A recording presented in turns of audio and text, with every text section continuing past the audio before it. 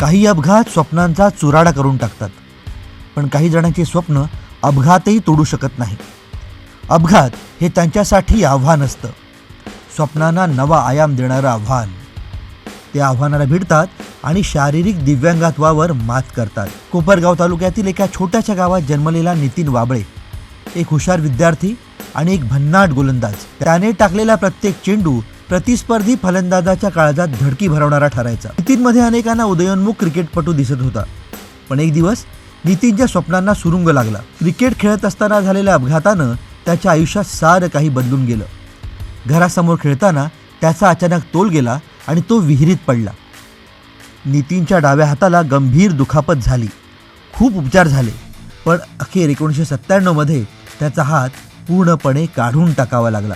त्या दिवशी फक्त त्याचा हात नाही गेला, तर त्याचं एक स्वप्न, एक ओळख, एक आयुष्य सगळंच धूसर झालं. लहानपणापासूनच मला क्रिकेटची आवड होती आणि अचानक 8 वर्षाचा असताना अपघातामध्ये माझा डावा हात मला गमावा लागला. त्यानंतर मी असं मला वाटत होतं की मी क्रिकेट खेळू शकतो की नाही, परंतु मी होप सोडला नाही. माझे मित्र परिवार यांच्यामध्ये मी क्रिकेट खेळत राहिलो. नॉर्मल मुलांमध्ये मी क्रिकेट खेळत राहिलो. एक थोडंसं मला असं वाटायचं की मला हात नाही आहे, तर मी नॉर्मल मुलांमध्ये माझं सर्वाईव्ह करू शकतो की नाही.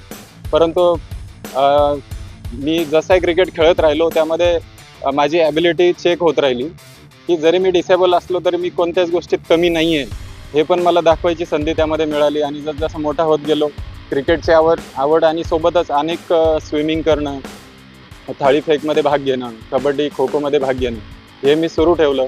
आणि यामध्ये सर्वात मोठा हातभार जो राहिला सोमय विद्या मंदिर लक्ष्मीवाडी या शाळेचा राहिलेला आहे, तिकडच्या शिक्षक वृंदांचा राहिलेला आहे.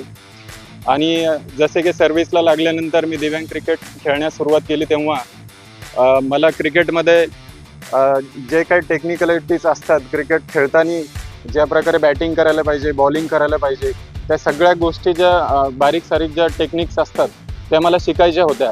आणि त्यासाठी मला एक माध्यम किंवा मला एक कोच असणं गरजेचं होतं. तर मला गुरु स्वरूपात त्यावेळेस नितीन भारते सर यांचा आशीर्वाद मिळाला, त्यांचं सानिध्य मिळालं. सोमय विद्या मंदिरच्या ग्राउंडवरती आम्ही प्रॅक्टिस सुरू केलं. मात्र नितीन हरला नाही. तो क्रिकेटपासून थोडा दूर गेला, पण स्वतःपासून नाही. त्याने शिक्षणात लक्ष केंद्रित केलं, बँकिंग आणि फायनान्समध्ये डिप्लोमा घेतला आणि 2018 मध्ये बँक ऑफ बडोदामध्ये मॅनेजर म्हणून रुजू झाला. कुटुंब, नोकरी, प्रतिष्ठा सर्व काही मिळालं, पण मनात मात्र अजूनही काहीतरी अधुरं होतं.